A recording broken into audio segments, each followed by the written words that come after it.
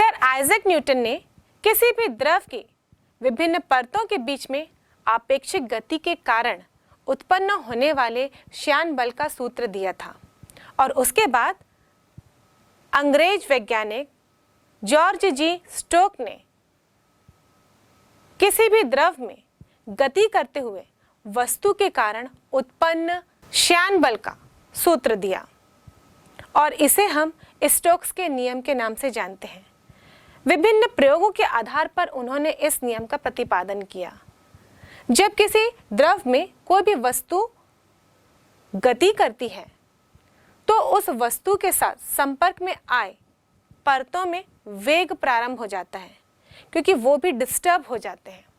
वस्तु के संपर्क में आए हुए परतों का वेग भी अधिक होता है और जैसे जैसे हम वस्तु से दूर जाते हैं तो इन परतों के बीच का वेग भी घटने लगता है और जो परतें वस्तु से बहुत दूर होती हैं उनका वेग लगभग शून्य हो जाता है। अब बच्चों इस चीज़ को महसूस भी किए होंगे, यदि आप किसी बाल्टी में एक छोटा सा कंकड़ डाल देते हैं तो उसके पास में ही जितने भी पानी होता है वो डिस्टर्ब हो जाता है क्योंकि उस पत्थर से जो संपर्क में आती हैं परतें इस पानी की वही डिस्टर्ब होती हैं। लेकिन यदि हम बहुत दूर एरिया की बात करें तो वो पानी वैसे ही रहता है, शांत ही रहता है। तो जो परतें इस वस्तु के संपर्क में आती है उनका वेग अधिक हो जाता है और दूर की परतों की बात करें तो उनका वेग लगभग शून्य ही रहता है। तो इस प्रकार अलग अलग प्रयोग करके स्टोक्स ने जो नियम दिया था उसके आधार पर हम देखें कि अब ये परतों के वेग अलग अलग हो रहे हैं। इन परतों में सापेक्षिक गति प्रारंभ हो चुकी है और इसी के कारण इन परतों में अब श्यान बल कार्य करना प्रारंभ करेगा।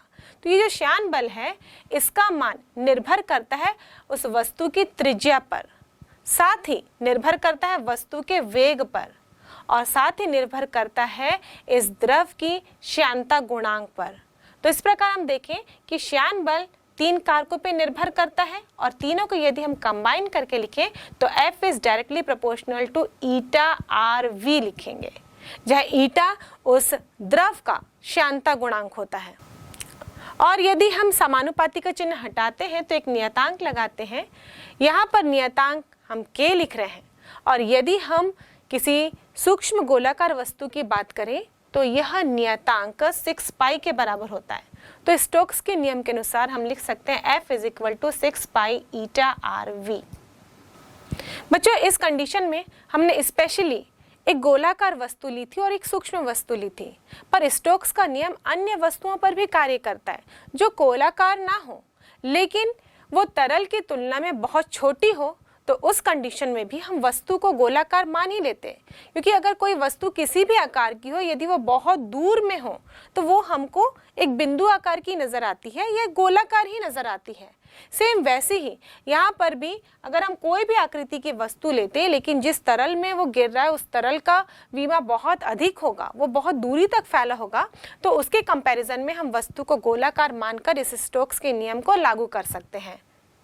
वैसे बच्चों स्टोक्स के नियम को अप्लाई करने की कुछ शर्तें हैं। पहला है कि ये तरल समांगी होना चाहिए। समांगी मतलब एक जैसा होना चाहिए, ये होमोजीनियस होना चाहिए। दूसरा वस्तु गोलाकार और सूक्ष्म है, ये इस कंडीशन में हमने लिया था लेकिन मैंने आपको पहले ही बताया कि हम स्टोक्स के नियम को अन्य स्थिति में भी लागू कर सकते हैं। नेक्स्ट है वस्तु दृढ़ होनी चाहिए, मतलब वो जब लिक्विड में गिरे तो उसके आकार में परिवर्तन ना हो, तभी तो हम यहाँ पर एक ही त्रिज्या ले रहे हैं R। यदि उसके आकार में परिवर्तन हो जाएगा तो वस्तु की विमा पर परिवर्तन हो जाएगा और स्टोक्स का नियम उस कंडीशन में लागू नहीं होगा। और साथ ही जो वस्तु हमने ली है वो चिकनी होनी चाहिए ताकि वो जब किसी भी द्रव में गिरे, ये चलना प्रारंभ करे तो वो केवल उससे संपर्क में आने वाली परतों को डिस्टर्ब करे। यदि वो चिकनी नहीं हुई तो वहाँ पर वेग अलग अलग हो सकता है एक ही परत में, इसलिए हम वहाँ पर एक चिकनी वस्तु का कल्पना करते हैं। साथ ही स्टोक्स के अनुसार वस्तु के गिरने का वेग इस तरल के क्रांतिक वेग के मान से कम होना चाहिए। अब ये क्रांतिक वेग क्या होता है इसकी चर्चा अब आगे टॉपिक में करेंगे। फिलहाल बस आप इतना याद रखिए कि जो वस्तु जिस वेग से गिर रही है उसका वेग तरल के क्रांतिक वेग से कम होना चाहिए और साथ ही इस तरल का फैलाव अनंत होना चाहिए। अगर अनंत होगा तभी तो हम उसमें गिरने वाली वस्तु को सूक्ष्म मान सकते हैं और हम उसको गोलाकार मान सकते हैं। तो इस प्रकार हमने स्टोक्स के नियम की कुछ शर्तें देखी। बच्चों, स्टोक्स के नियम का डेरिवेशन विमीय सूत्र के आधार पर आपके एग्जाम में भी पूछा जाता है। तो यहाँ पर जो स्टोक्स ने सूत्र दिया है F = 6 पाई ईटा RV, उसको हमको विमीय सूत्र के आधार पर स्टैब्लिश करना है। तो आइए देखते हैं बच्चों इसको हम किस प्रकार विमीय सूत्र के आधार पर स्टैब्लिश करते हैं। श्यानता गुणांक निर्भर करता है वस्तु की त्रिज्या पर, वस्तु के वेग पर और तरल के श्यानता गुणांक पर। तो इन सबके बीच में सूत्र स्थापित कीजिए या संबंध स्थापित कीजिए। इस प्रकार का यदि प्रश्न को आता है आपको तो हम इस तरीके से शुरुआत करते हैं। पहला तो बोल रहा है कि किस किस कारकों पे निर्भर कर रहा है, उसके आधार पर हम लिखेंगे। तो हम लिखेंगे F समानुपाती है ईटा तरल का श्यानता गुणांक है, पावर A। F समानुपाती है R यानी वस्तु की त्रिज्या और पावर में लिखेंगे B। F समानुपाती है वेग यानी V और पावर में लिखेंगे C। बच्चों A B C ये नंबर्स होते हैं जो आप डिराइव करोगे, अभी आगे हम डेरिवेशन देखेंगे, तो आपको एक कांस्टेंट्स मिलेंगे, उसको हमको पावर के रूप में यहाँ पर लिखना होगा और उसके आधार पर हम सूत्र को स्थापित करते हैं।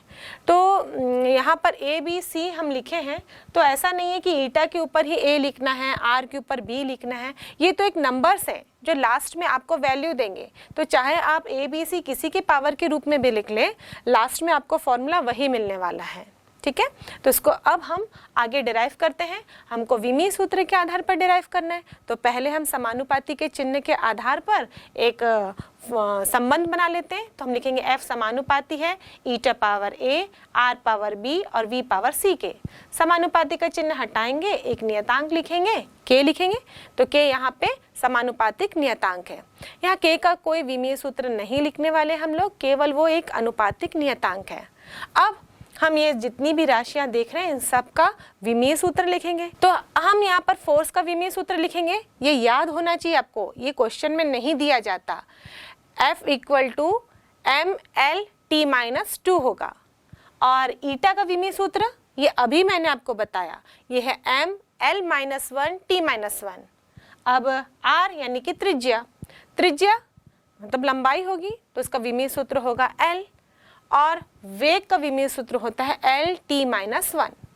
इन सबको इस फॉर्मूले के आधार पर रख देते हैं।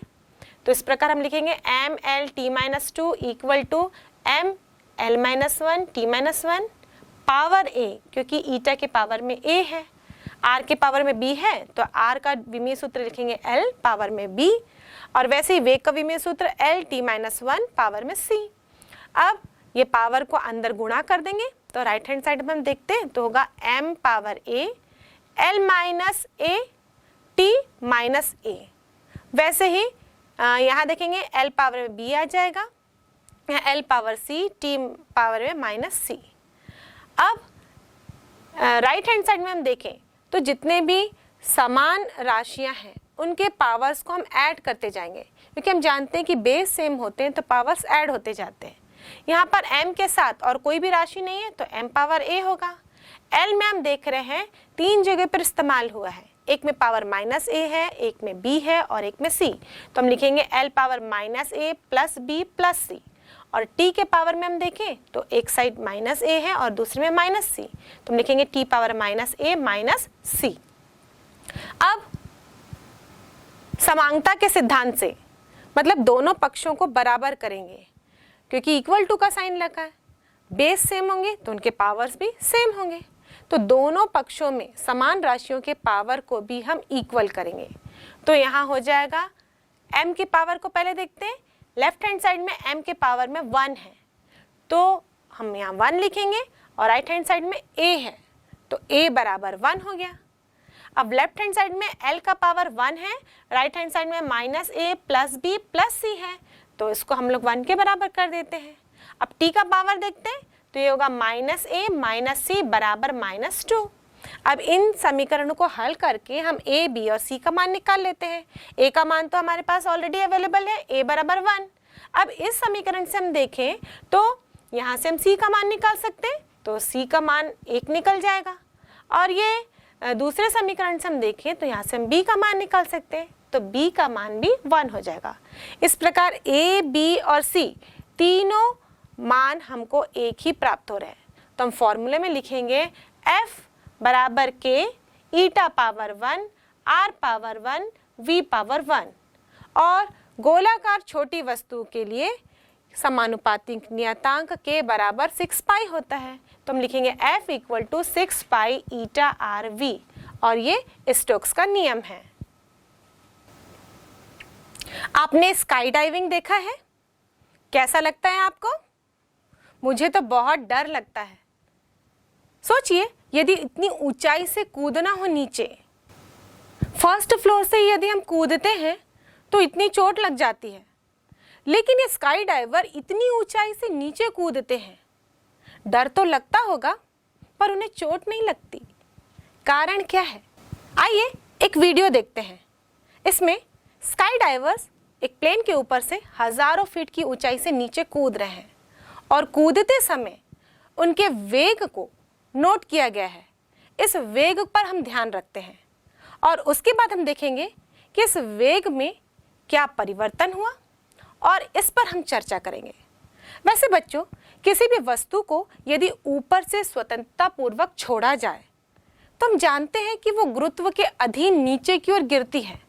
वहां पे एक्सेलरेशन ड्यू टू ग्रेविटी काम करता है और इसीलिए उस वस्तु का वेग स्टार्टिंग में शून्य रहता है और ग्रेविटी के कारण निरंतर बढ़ता है। पृथ्वी की ग्रेविटी कितनी होती है?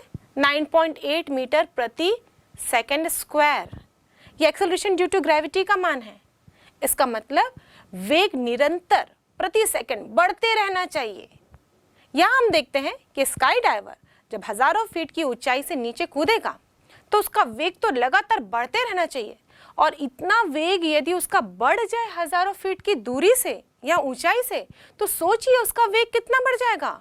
और वो जब इतने वेग से नीचे गिरेगा तो साधारण सी बात है, उसको बहुत ज़्यादा चोट लगेगी। पर ऐसा नहीं होता है, वो आसानी से कूद लेते हैं। और उसके वेग में क्या परिवर्तन होता है, पहले हम इस वीडियो के जरिए देखते हैं। यहाँ स्काई डाइवर जब प्लेन में था, उसने ऊपर से कूदना प्रारंभ किया तो शुरू में तो उसका वेग बढ़ा, देखिए वेग बढ़ते जा रहा है, पर ये क्या उसका वेग अब 55 मीटर प्रति सेकंड कांस्टेंट हो गया। ये कांस्टेंट वेग से नीचे की ओर आ रहा है। वेग कांस्टेंट हुआ है, ये तैरते दिख रहा है और आपको ऐसा लग रहा होगा कि ये रुक गया है। रुका नहीं है, यहाँ वेग नोट कर रहे हैं हम। वेग के अनुसार हम बता रहे हैं कि ये कांस्टेंट वेग से नीचे गिर रहा है, 55 मीटर प्रति सेकंड की वेग से। और उसके बाद इसने अब अपना पैराशूट खोल लिया और पैराशूट खोलते ही इसके वेग में कमी आने लगी और अब ये फिर एक कांस्टेंट वेग से गिर रहा है और ये वेग है 5 मीटर पर सेकेंड, और इस वेग से नीचे ज़मीन पर लैंड किया जा सकता है। मतलब चोट नहीं लगेगी, वो लैंड करेगा, मतलब आगे की ओर चल सकेगा। और ऐसा ही होता है। अब ये ऐसा क्यों हुआ, इसके बारे में हम चर्चा आगे करेंगे। पहले हम एक और कॉन्सेप्ट को समझ जाते हैं जिसे हम सीमांत वेग कहते हैं। और सीमांत वेग को समझने के लिए हम पहले ये देखते हैं कि जब कोई वस्तु ऊपर से नीचे की ओर गिरती है तो उस पर कौन कौन से बल कार्य करते हैं। यहाँ पर ये जो व्यक्ति है जो पैराशूट डाइविंग कर रहा था, ऊपर से नीचे की ओर आ रहा था, इस पर कौन कौन से बल लगेंगे। किसी भी वस्तु पर हम जानते हैं कि हमेशा गुरुत्व के कारण, पृथ्वी की ग्रेविटी के कारण एक बल कार्य करता है जिसे हम उसका भार कहते हैं, और ये हमेशा पृथ्वी के केंद्र की ओर होता है। तो सबसे पहले तो भार कार्य करेगा जो पृथ्वी के केंद्र की तरफ होता है, और उसी के कारण वो नीचे की ओर आता है और उसका वेग बढ़ते जाता है। अब कोई ऐसा बल होगा जो इस भार बल का विरोध करेगा, और जब ये भार बल जो नीचे की ओर कार्य कर रहा है और उसका विरोध करने वाला बल जो ऊपर की ओर कार्य कर रहा होगा, ये दोनों जब बराबर होंगे, उस कंडीशन में ही ये एक नियत वेग से, कांस्टेंट वेलोसिटी से नीचे की ओर आएगा और इस नियत वेग को ही हम सीमांत वेग कहते हैं, यानी कि टर्मिनल वेलोसिटी। अब ये टर्मिनल वेलोसिटी कितनी होगी, आइए इसको देखते हैं। इसके लिए हम एक लिक्विड लेते हैं। इस लिक्विड का श्यानता गुणांक मान लीजिए ईटा है और इस लिक्विड का घनत्व हम सिग्मा मान रहे हैं। अब हमने एक गोलाकार वस्तु ली है जो इस लिक्विड में गिराया जाएगा। इस गोलाकार वस्तु की त्रिज्या r है, इसका घनत्व हमने रो लिया है। अब जब इस वस्तु को इस लिक्विड में गिराया जाएगा तो देखते हैं इस पर कौन कौन सा बल कार्य करेगा। सबसे पहले तो इसका भार जो कि नीचे की ओर होगा, भार को हम W से प्रदर्शित करते हैं और ये बल है। हम जानते हैं बल बराबर होता है द्रव्यमान इंटू त्वरण, तो हम लिखेंगे द्रव्यमान इंटू त्वरण। अब इसका द्रव्यमान कितना होगा, हमारे पास एक और फॉर्मूला है, घनत्व बराबर द्रव्यमान बटे आयतन। तो द्रव्यमान बराबर होगा आयतन इंटू घनत्व, तो हम वैसे ही लिख देंगे सूत्र में। अब इस गोलाकार वस्तु का आयतन लेते हैं। गोल का आयतन होता है 4/3 पाई आर क्यूब, हमने फॉर्मूला लिखा। इसका घनत्व है रो और यहाँ पर जो त्वरण है वो गुरुत्व के कारण है, इसलिए हम यहाँ गुरुत्वीय त्वरण लिखेंगे, इसलिए हम इसे g से दर्शाएंगे। अब जब ये लिक्विड के अंदर गिरेगी, हम जानते हैं कि लिक्विड में, द्रव में एक गुण होता है उसका आंतरिक। जब वस्तु अंदर की ओर गिरती है तो आर्किमिडीज ने बताया था जितना वो अपनी जगह बनाने के लिए द्रव को हटाती है उतनी ही वो हल्की हो जाती है, क्योंकि नीचे से बल कार्य करता है जो कि उस वस्तु की गति का विरोध करता है। यह बल ऊपर की ओर कार्य करता है और इसे हम उत्प्लावन बल कहते हैं, बायोंट फोर्स। तो यहाँ पर बायोंट फोर्स कार्य करेगा। बायोंट फोर्स को मान लीजिए हम U से दर्शा रहे हैं, ये भी फोर्स है तो उसका भी फॉर्मूला का द्रव्यमान इंटू त्वरण। अब द्रव्यमान का फॉर्मूला होता है आयतन इंटू घनत्व। अब इस द्रव का आयतन कितना होगा ये देखना है। तो वस्तु जब उस द्रव में डाला जाएगा तो जितना इस वस्तु का आयतन होगा अपनी जगह बनाने के लिए ये उतने ही आयतन के द्रव को अपनी जगह से हटाएगा, इसलिए उस द्रव का आयतन भी उतना ही होगा जितना वस्तु का आयतन है। तो इसलिए हम यहाँ पे द्रव के आयतन के स्थान पर वस्तु का ही आयतन लिखेंगे 4/3 पाई आर क्यूब, और घनत्व इस द्रव का लिखा जाएगा क्योंकि हम बात कर रहे हैं इस द्रव के द्रव्यमान की, इसलिए हमने यहाँ पे सिग्मा लिखा है इंटू जी। अब जैसे ही ये वस्तु इस द्रव में नीचे की ओर आएगा ये विभिन्न परतों को डिस्टर्ब करेगा और इसके कारण यहाँ पे इस वस्तु के लिए गति विरोधक बल उत्पन्न हो जाएगा जिसे हम श्यान बल कहते हैं। इसकी गति का विरोध कर रहा है, यानी कि श्यान बल की दिशा भी ऊपर की ओर होगी। और स्टोक्स के नियम के अनुसार श्यान बल F बराबर होता है 6 पाई ईटा आर वी। यहाँ पर जो हमने V लिया है बच्चों, ये सीमांत वेग है, क्योंकि शुरुआत में तो वस्तु गुरुत्वीय त्वरण से नीचे की ओर आएगा, लेकिन इतने सारे बल कार्य करने के बाद ये वस्तु एक नियत वेग से नीचे की ओर आता है। तो यहाँ पर जो हमने वेग लिया है v, वो यही नियत वेग है जिसे हम सीमांत वेग के नाम से जानते हैं, टर्मिनल वेलोसिटी, और इसी का ही हमको सूत्र ज्ञात करना है। अब यहाँ पर हम देखते हैं कि ये बल कैसे एक दूसरे को बैलेंस्ड कर रहे हैं। जब सीमांत वेग की कंडीशन आ जाएगी उस समय नीचे लगने वाला बल और ऊपर लगने वाला बल दोनों एक बराबर हो जाएंगे और इसीलिए अब वेग नियत रहेगा। नीचे आने वाला बल है भार, तो भार बराबर होगा उत्प्लावन बल प्लस श्यान बल। तो लिखेंगे 4/3 pi R cube rho G बराबर 4/3 pi R cube sigma G plus 6 pi eta R V. हमको सीमांत वेग का सूत्र ज्ञात करना है, तो वेग वाले टर्म को एक साथ रखते हैं, बाकी सबको एक साइड कर देते हैं। पक्षांतर करने पर हमें मिलेगा 6 पाई ईटा आर वी बराबर 4/3 pi R cube rho G minus 4/3 pi R cube sigma G. अब राइट हैंड साइड में हम देखें तो यहाँ पर 4/3 पाई आर क्यूब जी ये कॉमन है, दोनों टर्म में कॉमन ले लेते हैं तो हमें ब्रैकेट के अंदर मिलेगा रो माइनस सिग्मा, और यहाँ से हम वेग का फॉर्मूला निकाले तो v बराबर होगा 4/3 pi R cube G rho minus sigma upon 6 pi eta R. यहाँ से r और r कैंसिल हो जाएंगे, ऊपर 2r बचेंगे, पाई और पाई भी कैंसिल हो जाएगा। और सिंप्लीफाई करेंगे हम तो यहाँ पर हमें मिलेगा वेग equal to 2/9 r square G rho minus sigma upon eta. ये सीमांत वेग का सूत्र है और इस सूत्र के आधार पर किसी भी तरल में गिरते हुए वस्तु के सीमांत वेग की गणना की जा सकती है। इसी सूत्र से हम देखें तो जो सीमांत वेग है वो निर्भर करता है आर स्क्वायर पर, यानी त्रिज्या के वर्ग पर। मतलब वस्तु बड़ी होगी तो उसका सीमांत वेग भी अधिक होगा और वस्तु छोटी होगी तो उसका सीमांत वेग भी कम होगा। बच्चों, जितना भी हम कैलकुलेशंस मैथमेटिकली करते हैं उसका कहीं ना कहीं अनुप्रयोग ज़रूर होता है और उसको दैनिक जीवन में हम एक्सपीरियंस भी करते हैं। जैसे यहाँ पर हम देखें, बड़ी वस्तु का सीमांत वेग अधिक है, छोटी वस्तु का सीमांत वेग कम है, इसको हमने एक्सपीरियंस किया है।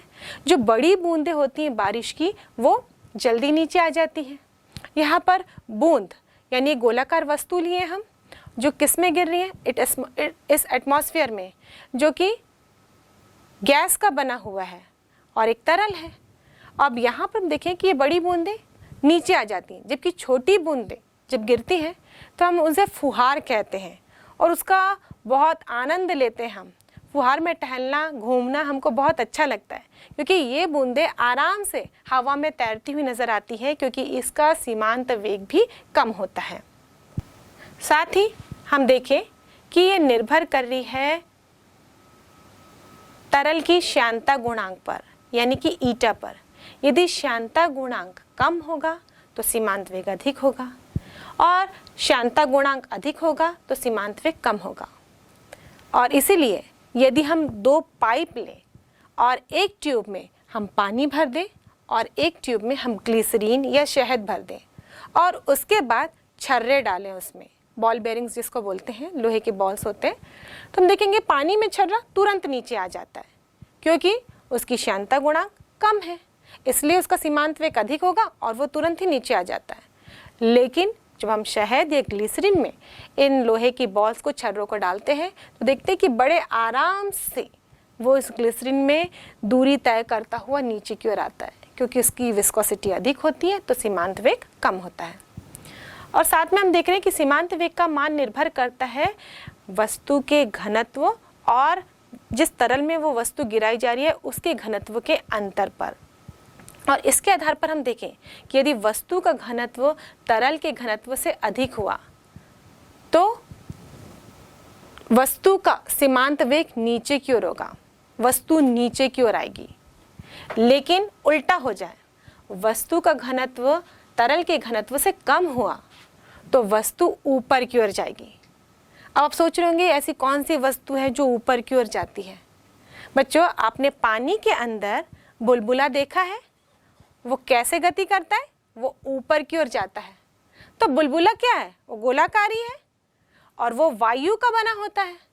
वायु का घनत्व पानी के घनत्व की तुलना में कम होता है और इसीलिए वो एक निश्चित वेग से ऊपर की ओर जाता है क्योंकि उसका घनत्व इस पानी के घनत्व की तुलना में कम है। तो इस प्रकार जब हम सीमांत वेग की बात करें तो आप केवल ठोस वस्तुओं की कल्पना ना करें, यहाँ पर हम वायु के बुलबुले की बात कर रहे हैं और उस पर भी सीमांत वेग एप्लीकेबल है। और यदि वस्तु का घनत्व और तरल का घनत्व समान हुआ उस समय क्या होगा, ये वस्तु तरल में, जिस तरल में भी मौजूद है उसमें तैरती हुई नजर आएगी, यानी कि वो लटकी हुई नजर आएगी। तो इस प्रकार हमने सीमांत वेग का जो कैलकुलेशन किया, इसके आधार पर जो निष्कर्ष निकाले, इससे ही हम पैराशूट डाइवर की गति को भी समझ सकते हैं। आपने देखा बच्चों, डाइवर ऊपर से नीचे की ओर आ रहा था, भार के कारण वो नीचे आया। अब इस पर एयर का, क्योंकि चारों तरफ एटमॉस्फेयर में एयर है, गैस है और इस गैस के कारण ही इस पर एयर रेजिस्टेंस काम किया, यानी कि विरोधात्मक बल कार्य किया। और इसी के आधार पर हम देखें कि जब डाइवर हजारों फीट की ऊंचाई से नीचे की ओर जंप किया उस समय शुरुआत में इसका वेग बढ़ रहा था। ये जो तीर का निशान बढ़ते हुए दिखा रहा है, ब्रॉडर होते हुए, इसका मतलब उसका वेग बढ़ रहा था और नीचे हम देख रहे हैं इस एरो को, ये छोटा है। इसका मतलब जो इस वायु के द्वारा रेजिस्टेंस इस व्यक्ति पर लगा उसका वैल्यू कम था। जैसे जैसे ये व्यक्ति तेजी से नीचे आ रहा है, क्योंकि गुरुत्वाकर्षण कार्य कर रहा है, गुरुत्वीय त्वरण के कारण इसके वेग में परिवर्तन हो रहा है और नीचे क्यों आ रहा है, वैसे ही एयर रेजिस्टेंस का मान भी बढ़ जाएगा। और यहाँ हम देख रहे हैं ये एरो भी बढ़ते जा रहा है, ये एयर रेजिस्टेंस भी बढ़ रहा है। फिर एक ऐसी स्थिति आई जो कि इसका भार और ये एयर रेजिस्टेंस दोनों बराबर हो गए, ये दोनों ही एरो बराबर दिख रहे हैं। उस कंडीशन में इस व्यक्ति का वेग कांस्टेंट हो गया। इसका मतलब ये स्टॉप नहीं हुआ बल्कि एक नियत वेग पर आ गया, 55 मीटर प्रति सेकंड। पर इस नियत वेग से 55 मीटर प्रति सेकंड के वेग से भी यदि ये ज़मीन पे आता है तब भी इसे बहुत चोट लगेगी और इसीलिए इसके वेग को अब कम करना है। तो वेग को कम करने के लिए अब इसने अपना पैराशूट ओपन किया।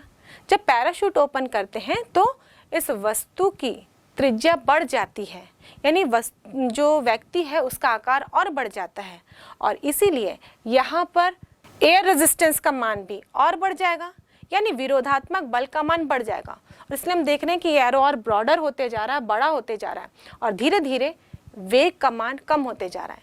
उसके बाद फिर एक ऐसी स्थिति आएगी जहाँ पर ये रेजिस्टेंस फोर्स और इसका भार दोनों बराबर हो जाएंगे और उस समय यहाँ पर वेग 5 मीटर प्रति सेकंड हुआ और इस वेग से आसानी से वो पृथ्वी की सतह पर लैंड कर सकता है। अब हम दो गोलाकार वस्तुओं की उनकी त्रिज्या के आधार पर उनके सीमांत वेग के अनुपात की गणना करते हैं। दो गोलाकार बूंदों की त्रिज्या का अनुपात 1:3 है। उनके सीमांत वेगों का अनुपात क्या होगा?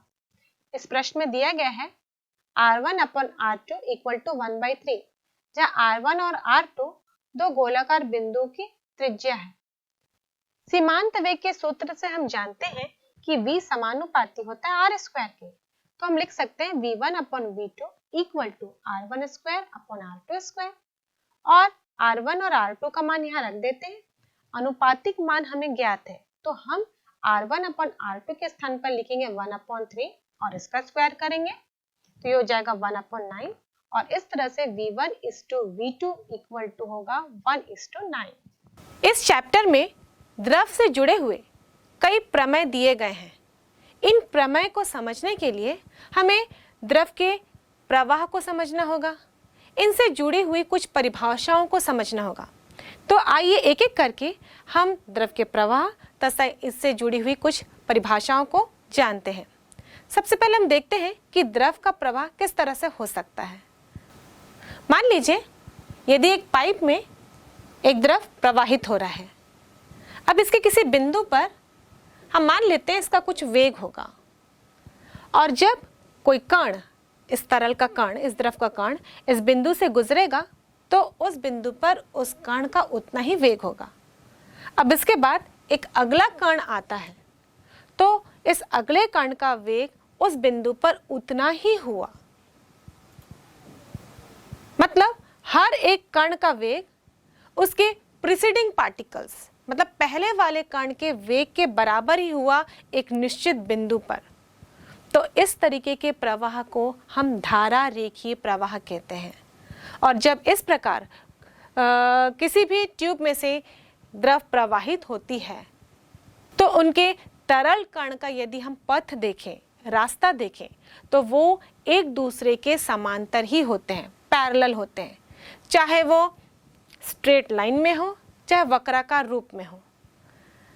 जब भी हम धारा रेखीय प्रवाह की बात करें तो एक चीज निश्चित है, अलग अलग बिंदुओं पर कण का वेग अलग अलग हो सकता है, पर एक बिंदु की बात करें हम तो उस एक निश्चित बिंदु पर कण का वेग हमेशा नियत ही रहेगा। वो नियत वेग से ही उस बिंदु से गति करेगा, चाहे उसके बाद उस बिंदु से कितने कण भी गुजरे, सभी का वेग उतना ही होगा। और इस प्रकार जब हम धारा रेखीय प्रवाह को देखें तो इस तरीके से ये वक्राकार रूप में भी गति कर सकते हैं या फिर एक दूसरे के समांतर इस तरह से भी गति कर सकते हैं। और यदि इसके वक्राकार पथ को हम देखें तो अलग अलग बिंदु पर यदि हम स्पर्श रेखा खींचें तो वह स्पर्श रेखा इस द्रव के वेग को प्रदर्शित करती है। तो अलग अलग बिंदु पर ये वेग अलग अलग है, लेकिन इसके पीछे वाला कण जब इस बिंदु से गुजरेगा तो उस बिंदु पर उसका वेग उतना ही होगा। और इस तरह से हम धारा रेखीय प्रवाह को देखें तो इसकी कुछ विशेषताएं हैं। जब हम किसी तरल कण के पथ को देखें, या तो वो वक्रीय होगा या तो वो सरल रेखा में होगा, और यदि वक्राकार हुआ तो किसी भी बिंदु पर खींची गई इसका स्पर्श रेखा उस बिंदु पर उस कण के वेग को दर्शाएगी। और ये दो वक्राकार पथ या दो समांतर पथ कभी भी एक दूसरे को नहीं काटेंगे। क्यों नहीं काटेंगे? अगर वो एक दूसरे को काटते तो जहाँ काटान बिंदु है वहाँ पर दो स्पर्श रेखाएं खींची जा सकती थी, और दो स्पर्श रेखा मतलब एक ही बिंदु पर दो दिशा में वेग, और ये तो असंभव है। इसलिए ये तरल कण के पथ एक दूसरे को कभी भी नहीं काटते। और इस प्रकार धारा रेखीय प्रवाह में किसी निश्चित बिंदु पर गुजरने वाले समस्त कण का वेग नियत ही होगा। और बच्चों, यह देखा गया है कि किसी भी द्रव का प्रवाह एक निश्चित वेग से कम होने पर ही धारा रेखीय रहता है।